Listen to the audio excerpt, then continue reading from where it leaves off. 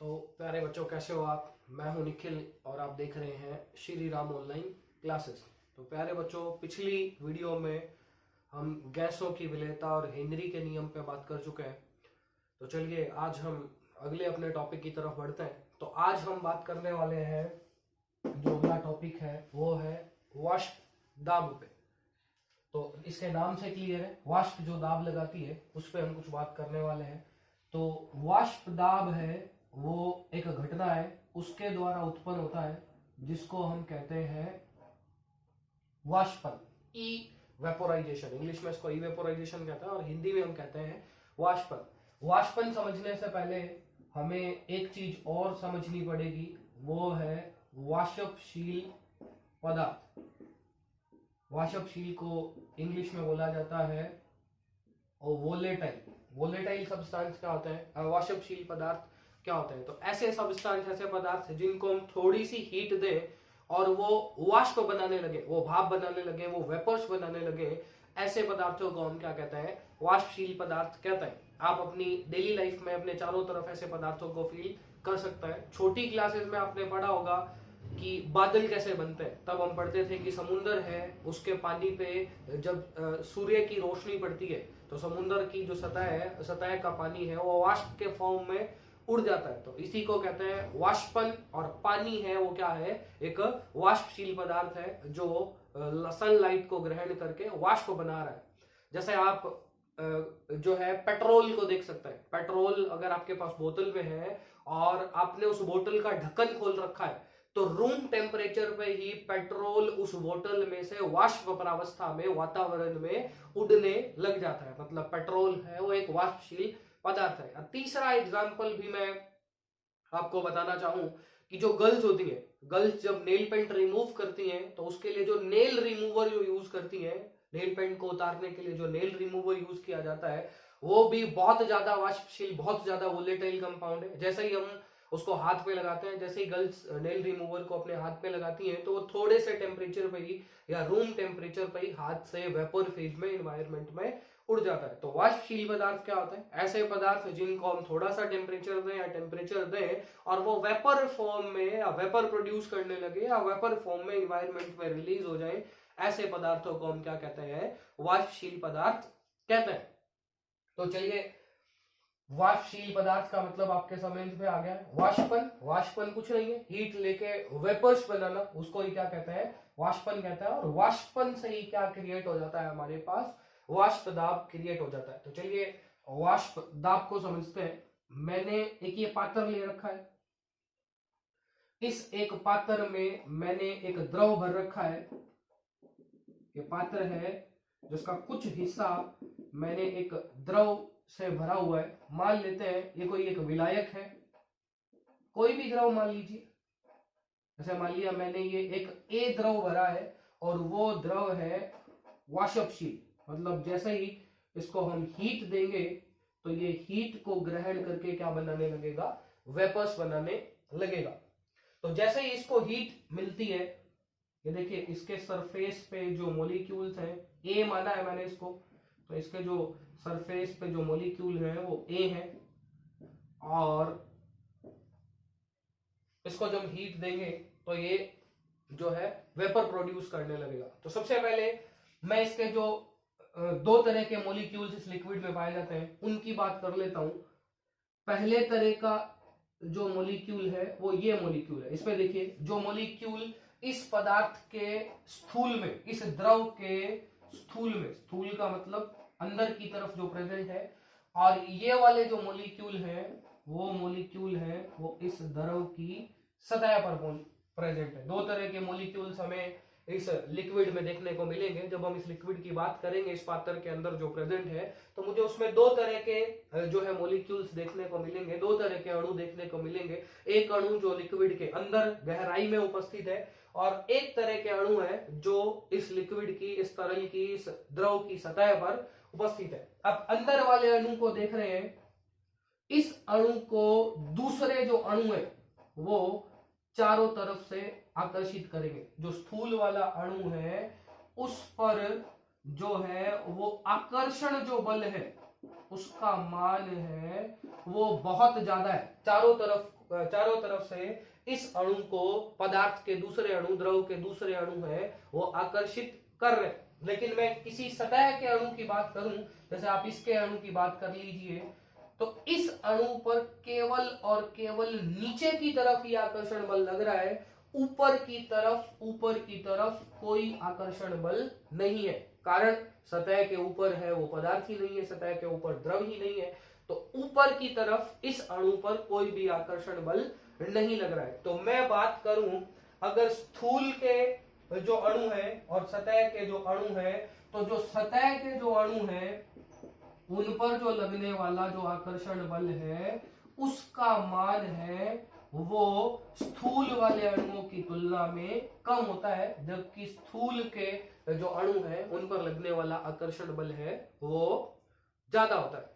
मतलब ये कह सकता हूं कि जो बीच के अणु है, जो स्थूल के अणु है, वो कॉम्पैक्टली पैक्ड है, उसको चारों तरफ से दूसरे अणुओं ने घेर रखा है और उस पर लगने वाला जो आकर्षण बल है वो बहुत ज्यादा है, जबकि जो सतह का अणु है उस पर लगने वाला जो आकर्षण बल है वो थोड़ा कम है। तो एक बात तो मुझे सतह वाले अणु के लिए ये देखने को मिली कि उस पर लगने वाला जो आकर्षण बल है उसका मान बहुत कम होता है, या अपेक्षाकृत स्थूल के जो अणु है उनसे कम होता है। और दूसरी बात आपको ये ध्यान रखनी है कि जो सतह के अणु है उन अणुओं की जो गतिज ऊर्जा है वो बहुत ज्यादा होती है। गतिज ऊर्जा है वो स्थूल के अणुओं की अपेक्षा क्या होती है, ज्यादा होती है। इन दोनों कारणों के कारण जैसे ही हम इस वाष्पशील द्रव को थोड़ा सा टेम्परेचर देंगे, जैसे ही हम इस द्रव के अणुओं को थोड़ा सा टेम्परेचर देंगे, तो दो कारण हमें देखने को मिले। एक तो सतह के अणुओं पर आकर्षण बल कम होना और दूसरा सतह के अणुओं की गतिज ऊर्जा का ज्यादा होना। इन दोनों कारणों के कारण सतह के अणु है वो इस द्रव की सतह को लगातार छोड़कर यहां से वातावरण में एस्केप होते चले जाते हैं, वातावरण में वाष्प के रूप में मुक्त होते चले जाते हैं। तो मेरे पास दो स्थितियां संभव हैं। अगर इस पात्र का ढक्कन खुला हो, ये पात्र खुला सिस्टम हो, इस पात्र के ऊपर कोई ढक्कन ना हो, तो जो सतह के अणु है वो वाष्प के रूप में लगातार वातावरण में मुक्त होते चले जाएंगे और लगातार इस पात्र के अंदर इस द्रव की जो मात्रा है वो लगातार धीरे धीरे कम होती चली जाएगी। या मैं दूसरी स्थिति की बात करूं कि अगर हम इस दूसरी स्थिति की बात कर लें कि इस पात्र को ढक दे, इस पात्र के ऊपर अगर मैं कोई ढक्कन लगा दूं, तो आप देखेंगे कि अब इस द्रव की सतह से जो अणु वाष्प के रूप में मुक्त होंगे, या इस द्रव की सतह से जो वाष्प बनेगी, अब वो वातावरण में मुक्त नहीं हो पाएगी। उसके पास मुक्त होने के लिए या स्थानांतरित होने के लिए बहुत कम जगह है। जैसे ही ये वाष्प बनेगी, कुछ देर बाद ये वाष्प है वो इस पात्र के दीवारों से टकराएगी और उस वाष्प के अणुओं की गतिज ऊर्जा है वो कम होने के कारण ये जो वाष्प है वो वापस इस द्रव में बदलने लगेगी। जो वाष्प है वो द्रव की दीवारों से टकराकर वापस है वो द्रव में बदलने लगेगी। तो द्रव का वाष्प में बदलना, इसको कहते हैं हम वाष्पीकरण। द्रव का वाष्प में बदलना, इसको हम वाष्पीकरण कह सकते हैं, या आप वाष्पन शब्द का भी इस्तेमाल कर सकते हैं। इवेपोराइजेशन इसको इंग्लिश में कहते हैं। और वाष्प का द्रव में बदल जाना, इसको कहते हैं संघनन। तो हमने देखा है कि जैसे ही हम इसको टेम्परेचर देते हैं, शुरू में जो वाष्पीकरण है, जो वाष्पन है, उसकी दर ज्यादा होती है, धीरे धीरे वेपर्स बनने लगती हैं और पात्र, चूंकि पात्र का जो सिस्टम है वो बंद है, पात्र एक क्लोज सिस्टम है, पात्र पर ढक्कन लगा हुआ है, तो वाष्प पात्र की दीवार से टकराकर धीरे धीरे वापस द्रव में बदलने लगता है, जिसको हम द्रवण या संघनन कहते हैं। शुरू में वाष्पन की दर है वो ज्यादा होती है, संघनन की दर कम होती है, लेकिन समय के साथ धीरे धीरे जो वाष्पन और संघनन है, वाष्प का द्रव में बदलना और द्रव का वाष्प में बदलना, लगातार धीरे धीरे इसमें एक साम्य अवस्था स्थापित हो जाती है। वाष्पन की दर है वो संघनन की दर के क्या हो जाती है, बराबर हो जाती है। जितना द्रव वाष्प में बदलता है उतना ही वाष्प है वो वापस द्रव में बदलने लगता है और एक साम्य अवस्था की यहाँ स्थापना हो जाती है। तो सबसे पहली बात तो मैं आपको ये बताना चाहूंगा कि हमने दो चीजें देखी है। वो पहली चीज क्या है, पहली चीज मैं ये लिखना चाहूंगा कि हमारे पास जो पात्र है वो बंद पात्र है, हम क्लोज सिस्टम की हम बात कर रहे हैं। दूसरी बात, हमें जो ताप लेना है वो ताप लेना है वो हमारे पास एक निश्चित ताप होना चाहिए। और तीसरी बात है वो है कि हमारे पास एक साम्य अवस्था होनी चाहिए। तो हम इन तीनों शब्दों पर चर्चा कर चुके हैं कि हमारे पास बंद पात्र है सॉरी, तो क्या होगा, निश्चित टेम्परेचर, तो टेम्परेचर तो निश्चित होना ही है। और साम्य अवस्था क्या है, जो वाष्प बनेगी और जो वाष्पीकरण है उसकी दर बराबर हो जाएगी संघनन के दर के। तो जब साम्य अवस्था स्थापित हो जाती है, इस द्रव की सतह से जो वाष्प बन रही है वो वाष्प पुनः द्रव बनाने लगती है। आप इसको बेसिकली एग्जांपल से फील कर सकते हैं कि आप एक पानी की बोतल लीजिए, उस पानी की बोतल को आधा भर लीजिए, पानी की बोतल के ऊपर आप एक ढक्कन लगा दीजिए और उस पानी की बोतल को धूप में रख दीजिए। और थोड़ी देर बाद आप जब उस पानी की बोतल को उठाकर लाएंगे ठंडी जगह पे, तो आप देखेंगे पानी की बोतल के अंदर आपको पानी की बूंदे बोतल की सरफेस पे नजर आएगी। जो खाली जगह है वहां उस सरफेस पे आपको जो पानी है उसकी बूंदे नजर आएंगी। तो कारण क्या था, धूप में रखने से पानी का वाष्पन हुआ, लेकिन थोड़ी देर बाद वो वाष्प है वो वापस संघनित होकर वापस क्या बनाने लगी है, पानी बनाने लगी है। तो वाष्पीकरण और संघनन में जब साम्य अवस्था स्थापित हो जाती है, तो साम्य अवस्था पे जब हम देखते हैं, साम्य अवस्था की स्थिति में देखते हैं, जो इस लिक्विड की, इस द्रव की सतह पर जो वाष्प उपस्थित है, जो मैं बात करूं कि साम्य अवस्था स्थापित हो गई है और साम्य अवस्था स्थापित होने के पश्चात जो ये द्रव है, इस द्रव की सतह पर जो वाष्प उपस्थित है, क्योंकि वाष्प एक गैस फॉर्म है, तो ये वाष्प इस द्रव की सतह पर एक निश्चित दाब लगाएगी और इसी दाब को हम क्या कह देते हैं, वाष्प दाब कह देते हैं। तो प्यारे बच्चों, वाष्प दाब दोबारा देख लीजिए क्या है। वाष्प दाब को अगर हम सही से डिफाइन करें तो कैसा डेफिनेशन रहेगा हमारे पास वाष्प दाब का, कि निश्चित ताप पर एक बंद पात्र में साम्य अवस्था की अवस्था पर, एक निश्चित ताप पर, क्योंकि साम्य अवस्था बंद पात्र वही है, तो बंद पात्र आप चाहे इस्तेमाल करें शब्द चाहे ना करें कोई बड़ी बात नहीं है।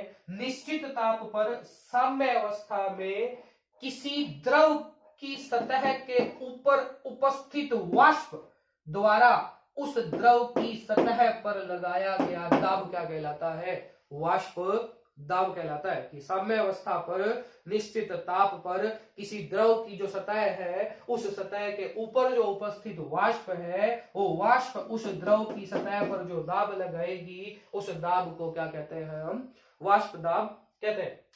और आप एक बात यहां नोट कर लीजिए कि हम अगर निश्चित ताप की बात करें तो किसी निश्चित ताप पर कोई जो शुद्ध द्रव है, कोई भी जो शुद्ध द्रव है, शुद्ध द्रव का मतलब है वो अकेला ही है, हमने उसमें कुछ मिला नहीं रखा है, कुछ मिक्सिंग नहीं कर रखी है, पानी है तो पानी है, अल्कोहल है तो अल्कोहल ही है, ईथर है तो ईथर ही है। तो अगर कोई शुद्ध द्रव है और हमारे पास निश्चित ताप है, तो शुद्ध द्रव का निश्चित ताप पर जो वाष्प दाब है वो एक नियत राशि होती है। हम इसको एक्सपेरिमेंटली कैलकुलेट करते हैं, इस वाष्प दाब को हम एक्सपेरिमेंटली कैलकुलेट करते हैं और वो एक नियत मान आता है हमारे पास। उस ताप पर किसी भी द्रव का, एक निश्चित ताप पर किसी भी द्रव का जो वाष्प दाब है वो एक नियत राशि होती है और उसको हम एक्सपेरिमेंटली कैलकुलेट करते हैं। जैसे मेरे पास ये द्रव था A और अब इसके वाष्प दाब को रिप्रेजेंट करूं, तो मैं इसके वाष्प दाब को रिप्रेजेंट करूंगा तो वो इस तरीके से रिप्रेजेंट किया जाएगा, वो किया जाएगा P नॉट A से। P दिखा रहा है vapour pressure, P for pressure, A मतलब जो द्रव A था उसका वाष्प दाब है और नॉट शब्द, ये जो नॉट लगा है वो दिखाता है कि ए है वो हमने शुद्ध लिया है, इसमें कोई मिक्सिंग नहीं है। तो मैं ये कह सकता हूं कि पी नॉट ए है वो ए का शुद्ध अवस्था का जो है वाष्प दाब है। तो प्यारे बच्चों, मैं आशा करता हूं कि आपको वाष्प दाब का सारा जो सीन है वो समझ में आ गया होगा। चलिए अब आगे बात करते हैं हम वाष्प दाब को प्रभावित करने वाले जो कारक हैं वो कौन कौन से हैं, किन किन कारकों से वाष्प दाब प्रभावित होता है। तो चलिए आगे कारकों पे बात करते हैं कि वाष्प दाब है उसको प्रभावित करने वाले कारक कौन कौन से हैं। तो चलिए आगे हम देखते हैं कि जो वाष्प दाब है उसको कौन कौन से कारक है वो प्रभावित कर रहे हैं। तो सबसे पहला जो कारक है वो हम बात करेंगे जो पदार्थ है, पदार्थ की जो प्रकृति है वो वाष्प दाब को कैसे प्रभावित करती है। जो पदार्थ है उसकी प्रकृति है वो वाष्प दाब को कैसे प्रभावित करती है। तो चलिए हम देखते हैं कि जो पदार्थ है उसकी प्रकृति है वो कैसे प्रभावित करती है। जैसे मैंने एक ये पदार्थ लिया आपके सामने CH3OCH3, तो ये है डाई मेथाइल ईथर है, और एक ले लिया मैंने आपके पास C2H5OH, ये है एथिल अल्कोहल।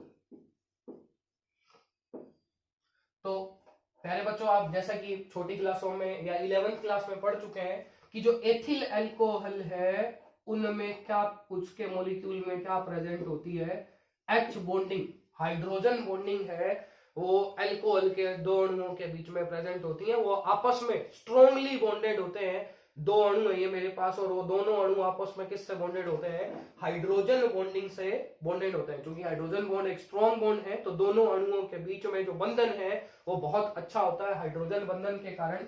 जबकि ईथर के अणुओं के बीच में हाइड्रोजन बॉन्डिंग नहीं होती है।